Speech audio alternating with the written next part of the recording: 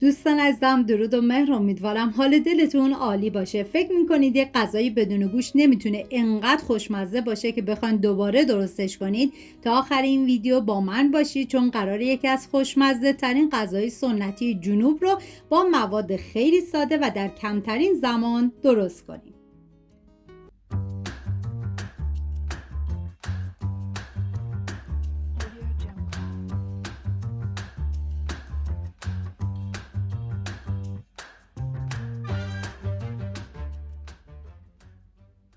سه عدد پیاز رو به صورت نگینی ریز خورد میکنم. این غذا برای 4 نفر در نظر گرفته شده. شما بر اساس تعداد نفرات مواد رو کم یا زیاد کنید. من اندازه ها رو هم در طول ویدیو میگم، هم داخل دیسکریپشن نوشتم.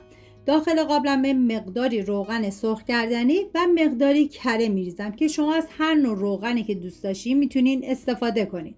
پیاز ریز شده رو میریزم، هم میزنم، زمان میدم تا پیاز کمی طلایی بشه. همین اول ویدیو هم میگم دم جنوبی های عزیزمون گرم با این غذای فوق العاده خوشمزه شون. نیاز به سبزی تازه داریم که شامل 150 گرم گشنیز و 50 گرم شنبلیله. ریز خورد میکنم و سعی کنید حتما از سبزی تازه استفاده کنید، چون عطر و طعم این غذا رو فوق العاده خوشمزه تر میکنه.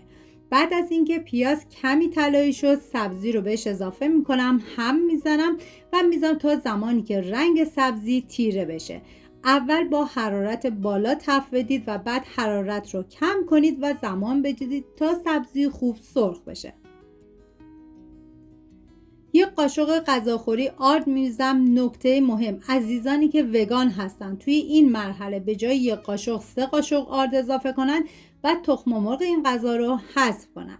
یک قاشق غذاخوری رب گوجه فرنگی که اضافه کردن رب گوجه فرنگی در تمام قلیه ها اختیاری و قابل حذفه. نیاز به 5 حبه سیر داریم و 3 عدد فلفل عنابی که فلفل عنابی رو میتونین از عطاریه ها تهیه کنید و 2 قاشق غذاخوری زردچوبه. همه مواد رو باید خوب بکوبید تا له بشه.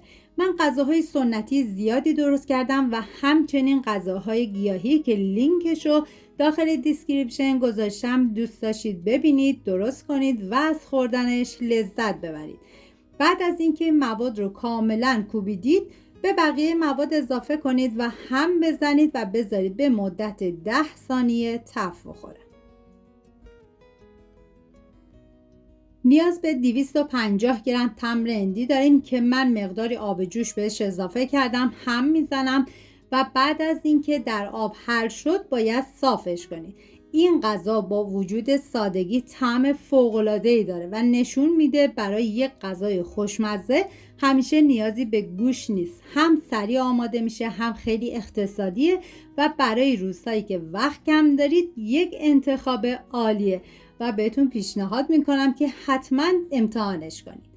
و بعد از اینکه تمر هندی رو صاف کردیم میریزیم داخل قابلمه و مقداری آب بهش اضافه میکنیم. آب رو باید به اندازه بریزید که موادتون خیلی سفت نباشه و هم میزنم و میذارم به مدت 20 دقیقه بپزه تا سبزیش پخته بشه.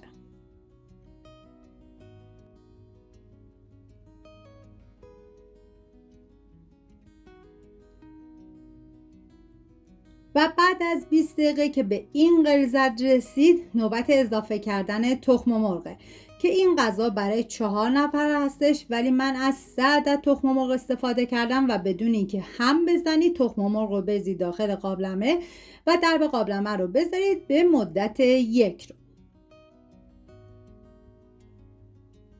اگر این غذا رو درست کردین حتما تو قسمت کامنت ها برام بنویسید که نتیجه کارتون چطور شده و اینکه شما این غذا رو با چه مخلفاتی دوست دارین. و تا قبل از دیدن این ویدیو آیا اسم این غذای جنوبی رو شنیده بودین یا نه؟ مشتاقم تجربات و نظراتتون رو بخونم. سپاس از همراهی همیشگیتون. تا درودی دیگر، بدرود.